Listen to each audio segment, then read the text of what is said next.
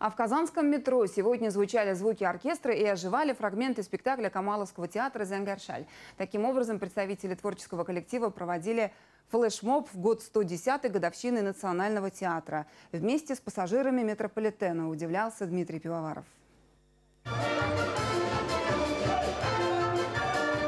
Зрители привыкли, что любой театральный сезон начинается с классической постановки «Голубой шали». Это одна из тех традиций, как и та, касаемая имени главного режиссера, творившего в 20 столетии Марселя Салимжанова. Именно ко дню его рождения осенью к зрителям приходит очередная премьера.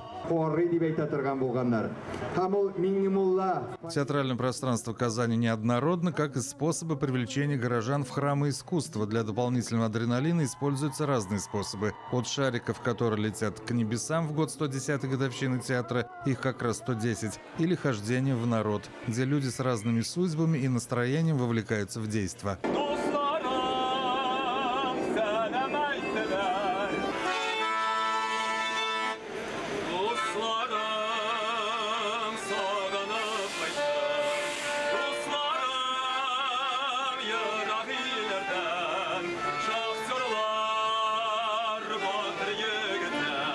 В этом флешмобе взят отрывок, та сценка, когда Булат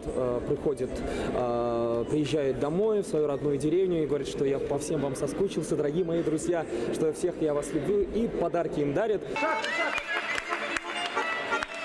Звуки оркестра доносились по всему следованию вагонов метрополитена, играли не только музыку из спектакля, звучали ритмы разных народов.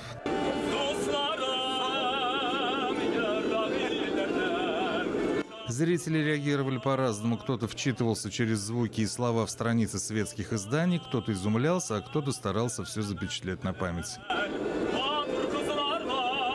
Но вы представляете, мы уже практически, нас было больше, чем пассажиров.